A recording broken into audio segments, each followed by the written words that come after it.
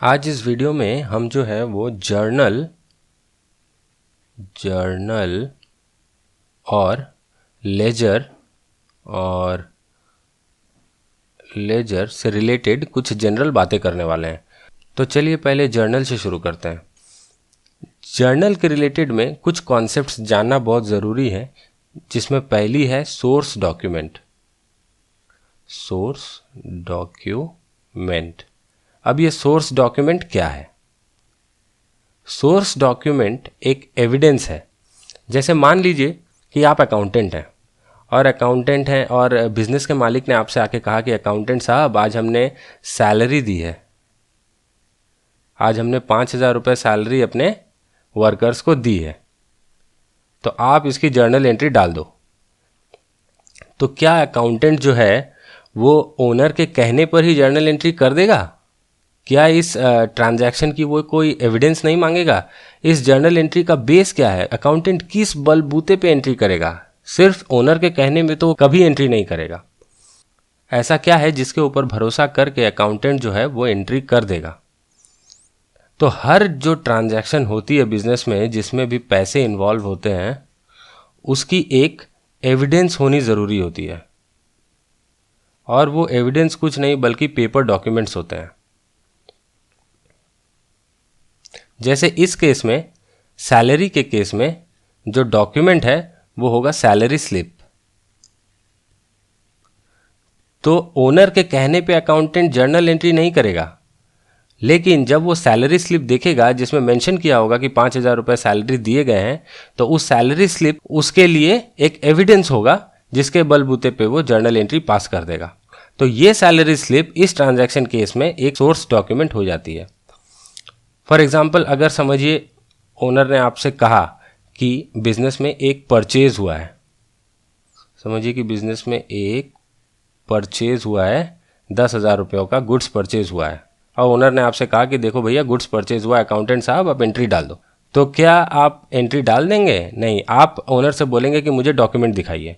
तो परचेज की हमेशा एक बिल होती है, जो सप्लायर जो होता है, सप्लायर हमेशा ही जो परचेजर को या बिजनेस को एक बिल देता है। तो इस बिल के अगेंस्ट ये बिल जो है वो आपके लिए सोर्स डॉक्यूमेंट हो जाएगी उस परचेज को रिकॉर्ड करने के लिए। इससे हमें ये क्लियर हो जा रहा है कि हर जर्नल को रिकॉर्ड करने से पहले अकाउंटेंट को सोर्स डॉक्यूमेंट्स जो हैं वो देखना बहुत ज़रूरी है। किसी के कहने पे वो जर्नल रिकॉर्ड नहीं करेगा, सिर्फ सोर्स डॉक्यूमेंट के बेसिस पे ही जर्नल रिकॉर्ड करेगा। ये तो गई एक बात। अब जर्नल जो होती है, जर्नल ये बुक्स ऑफ ओरिजिनल एंट्री होती है, इसे बुक्स ऑफ ओरिजिनल एंट्री कहते हैं।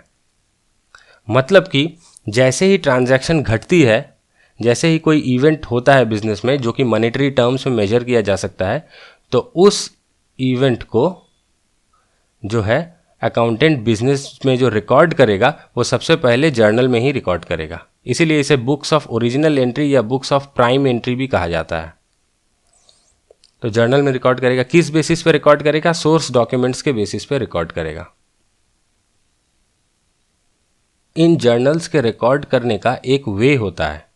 जर्नल हमने सीखा है कि अकाउंटिंग एक सिस्टमैटिक वे ऑफ रिकॉर्डिंग है, तो एक सिस्टमैटिक वे होता है सब कुछ रिकॉर्ड करने का। और जर्नल जो है वो हम एक सिस्टमैटिक वे में क्रोनोलॉजिकली रिकॉर्ड करते हैं, CHRONOLOGICALLY,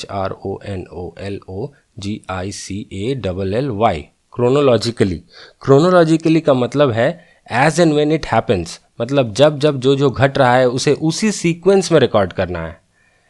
तो इसका मतलब है as and when things happen, जिस जिस क्रम में घटना घटती जाती है उसी क्रम में रिकॉर्ड करना है। जो पहले घटी उसे पहले रिकॉर्ड करेंगे, जो बाद में घटी उसे उसके बाद रिकॉर्ड करेंगे। तो ये हुआ जर्नल के रिकॉर्ड करने का तरीका। अब जर्नल तो एक किताब होती है जिसमें सारे ट्रांजैक्शंस रिकॉर्ड किए जाते हैं, और बिजनेस में एक दिन में बहुत सारे ट्रांजैक्शंस होते हैं, 5,000, 10,000 मॉनेटरी ट्रांजैक्शंस तो हज़ारों में होते हैं बिजनेस में। एक बड़ी बिजनेस में तो खास तौर से बहुत ज़्यादा ट्रांजैक्शंस होते हैं। तो इस केस में अगर आप एक ही जर्नल की किताब रखें, अगर आप एक ही जर्नल की किताब रखें तो बहुत मुश्किल हो जाएगी, वो बड़ा बल्कि हो जाएगा और काम करने में आसानी नहीं होगी, क्योंकि एक ही पर्सन एक बार में इस किताब को एक्सेस कर पाएगा। आप मल्टीपल लोगों से एक साथ साइमल्टेनियसली काम नहीं करवा सकते। इसीलिए जर्नल के कुछ सब डिविजन्स किए जाते हैं, जर्नल के कुछ सब डिविजन्स किए जाते हैं, जिसमें कि एक सब डिवीज़न जो होता है एक टाइप का, ये उसमें परचेज के रिलेटेड ट्रांजैक्शंस लिखे जाते हैं। दूसरा जो सब डिवीज़न है उसमें सेल्स से रिलेटेड ट्रांजैक्शन लिखे जाते हैं। तीसरा जो सब डिवीज़न है उसमें कैश से रिलेटेड ट्रांजैक्शंस लिखे जाते हैं। और चौथा जो है उसमें रेसिडुअल ट्रांजैक्शंस लिखे जाते हैं। मतलब जो इन तीनों में नहीं आया वो इसमें जाएगा। अब आइए देखते हैं परचेज वाले कैटेगरी में कौन कौन सी सब डिवीज़न है जर्नल की। तो परचेज में सबसे पहला है आपका परचेज जर्नल। परचेज जर्नल, इसे हम परचेज डे बुक भी कहते हैं, परचेज डे बुक। इस परचेज जर्नल या परचेज डे बुक में हम सारी क्रेडिट परचेज वाली ट्रांजैक्शंस रिकॉर्ड करते हैं। सारी क्रेडिट, हमने सप्लायर से जो भी गुड्स परचेज की पर कैश में पेमेंट नहीं किया, क्रेडिट में परचेज की है, उधार में परचेज की है, वो सारी डायरेक्टली इस परचेज जर्नल में रिकॉर्ड होंगी। फॉर्मेट वही है, सब कुछ सेम है, पर परचेज वाली ट्रांजैक्शंस इस बुक में रिकॉर्ड होंगी। आगे देखते हैं। उसके बाद है purchase return journal. Purchase return journal, purchase return journal को हम रिटर्न्स आउटवर्ड भी बोलते हैं। Returns outward, returns outward journal भी कहते हैं। क्यों रिटर्न्स आउटवर्ड, क्यों? क्योंकि जब हम सप्लायर से खरीदे हुए माल को रिटर्न करते हैं तो वो माल हमारे बिजनेस से बाहर चला जाता है, इसलिए इसे कहते हैं रिटर्न्स आउटवर्ड। तो परचेज की सारी जो ट्रांजैक्शंस है वो परचेज बुक में रिकॉर्ड होंगी, परचेज डे बुक में। और परचेज रिटर्न जो हमने सप्लायर से खरीदी पर किसी कारणवश रिटर्न कर दी, वो परचेज रिटर्न बुक में रिकॉर्ड हो जाती है। तो ये तो गई परचेज की। सिमिलरली जो सेल्स है उसमें सेल्स जर्नल आता है, जिसमें इसको सेल्स डे बुक भी कहते हैं। इसमें हम सारी क्रेडिट सेल्स, रिमेंबर सारी क्रेडिट सेल्स ही रिकॉर्ड करते हैं। और जो भी सेल हमने अपने कस्टमर या डेटर को की है क्रेडिट में, उधारी में, वो सारी एंट्रीज इसमें रिकॉर्ड होंगी। और सिमिलरली सेल्स रिटर्न की भी एक होती है, जिसमें कस्टमर्स ने हमें जो गुड्स रिटर्न कर दिए, जो हमने उन्हें बेची थी, जो उन्होंने रिटर्न कर दिए, वो सेल्स रिटर्न बुक में रिकॉर्ड होती है। इसे रिटर्न्स इनवर्ड कहते हैं। आप समझ रहे होंगे कि रिटर्न्स इनवर्ड क्यों कहते हैं, क्योंकि कस्टमर ने गुड्स रिटर्न की हैं तो गुड्स हमारे पास वापस आ रहा है, गुड्स बिजनेस में वापस आ रहा है, इसलिए रिटर्न्स इनवर्ड बुक कहते हैं। अब आ जाते हैं कैश रिलेटेड। कैश रिलेटेड जितनी भी ट्रांजैक्शंस होती हैं, इसमें एक ही सब डिवीज़न है, उसे हम कैश बुक में रिकॉर्ड करते हैं। इसमें कैश और बैंक रिलेटेड सारे ट्रांजैक्शंस कैश बुक में रिकॉर्ड हो जाते हैं। अब आपका है रेसिडुअल पार्ट। जो भी ट्रांजैक्शंस इन तीनों में रिकॉर्ड नहीं हो पाते, जो भी ट्रांजैक्शंस इन तीनों में रिकॉर्ड नहीं हो पाते, वो इसमें रिकॉर्ड हो जाते हैं।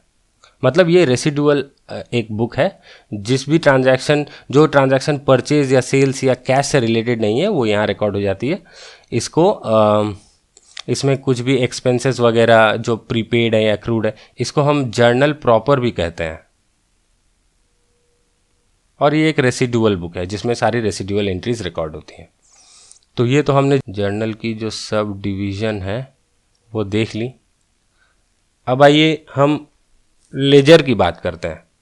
लेजर, जैसा मैंने आपको बताया है, लेजर वो बुक है जहाँ पर ट्रांजैक्शंस जर्नल से पोस्ट की जाती हैं। पहले एंट्रीज जर्नल में रिकॉर्ड होती हैं, फिर उसकी पोस्टिंग लेजर में होती है। तो लेजर की भी सब डिवीज़न जो है वो ज़रूरी हो जाती है, क्योंकि अगर आप सिर्फ एक लेजर का बुक मेंटेन करें तो आपके लिए वो लेजर की बुक भी बहुत ही ज़्यादा बल्कि हो जाएगी, और आप एक से ज़्यादा लोगों से काम, अगर बुक एक रहेगी तो एक टाइम पे एक ही इंसान उस पर काम कर पाएगा। तो कामों को सहज करने के लिए यहाँ पर जर्नल की भी सब डिवीज़न हमने इसलिए की है कि समझिए आपने परचेज़ की, सेल्स की, कैश की और रेसिडुअल की अलग अलग जर्नल बुक्स बना दी और परचेज़ वाली जर्नल्स रिकॉर्ड करने का रिस्पॉन्सिबिलिटी आपने किसी एक बंदे को दे दिया, सेल्स वाली जर्नल रिकॉर्ड करने की रिस्पॉन्सिबिलिटी किसी और बंदे को दे दिया, तो काम जो है वो डिवाइड हो सकता है। लेकिन अगर आप जर्नल की सिर्फ एक ही किताब रखें तो आप इस तरह काम को डिवाइड नहीं कर सकते। प्लस जर्नल की किताब जो है वो बल्कि भी हो जाती है, उसमें कोई ट्रांजैक्शन अगर आपको ढूंढना पड़े तो बहुत मुश्किल हो जाती है, तो इसीलिए सब डिवीज़न नेसेसरी हो जाता है। उसी तरह से लेजर की किताब जो है उसका भी सब डिवीज़न नेसेसरी होता है ताकि वो बल्कि ना हो। तो आइए देखते हैं उसके क्या क्या डिविजन्स हैं। डिविजन्स देखते हैं। लेजर की जो सबसे पहली डिवीज़न है वो है आपकी सेल्स रिलेटेड, फिर दूसरी जो है वो है आपकी परचेज रिलेटेड और तीसरी जो है वो है रेसिडुअल, जिसे जनरल लेजर भी कहते हैं। तो सेल्स रिलेटेड जो है उसमें आपकी उसे कहते हैं सेल्स लेजर या उसे डेटर्स लेजर भी कहते हैं, क्योंकि इसमें आपके सारे डेटर्स के पर्सनल अकाउंट्स मेंटेन्ड होते हैं। डेटर आपको पता है कि डेटर हमेशा एक पर्सन होता है और डेटर्स के अकाउंट जो है वो पर्सनल अकाउंट्स होते हैं। तो इसमें जो है ये it contains all the personal accounts of debtors. तो डेटर्स के पर्सनल अकाउंट्स इसमें होते हैं। अब आई परचेज लेजर की बारी। परचेज लेजर को हम क्रेडिटर्स या सप्लायर्स लेजर भी बोलते हैं और इसमें सारे सप्लायर्स कह लीजिए या क्रेडिटर्स कह लीजिए, उनके पर्सनल अकाउंट्स होते हैं। और जनरल लेजर में इन दोनों को छोड़ के जो भी रेसिडुअल है वो होता है। मतलब अगर कोई लेजर डेटर्स या क्रेडिटर्स से रिलेटेड नहीं हो तो वो जनरल में आता है। जैसे सारे एक्सपेंसेस वगैरह के लेजर जो हैं, इनकम्स के, एक्सपेंसेस के, वो जनरल लेजर में आता है। सारे इम्पर्सनल अकाउंट्स इसमें होते हैं, इसीलिए इसे इम्पर्सनल या नॉमिनल लेजर भी कहते हैं। सारे नॉमिनल लेजर जो होते हैं, नॉमिनल अकाउंट्स वाले, वो जनरल लेजर की इस वाली डिवीज़न में आते हैं। तो लेजर की भी हमने 3 डिवीज़न देख ली। तो इस वीडियो को मैं यहाँ तक ही सीमित रखूँगा। बहुत छोटा सा वीडियो था जिसमें मैंने आपको एक लेजर और जर्नल से रिलेटेड एक आउटलुक देने की कोशिश की। अगर आपको ये वीडियो पसंद आया तो कृपया इसे लाइक करें। अगर आपका कोई सुझाव है तो प्लीज़ नीचे कमेंट करें और अगर आपने मेरे चैनल को अभी तक सब्सक्राइब नहीं किया है तो कृपया इसे आज ही सब्सक्राइब कर लें, क्योंकि मैं फ्यूचर में आपके लिए ऐसी वीडियोज़ लाता रहूँगा। धन्यवाद।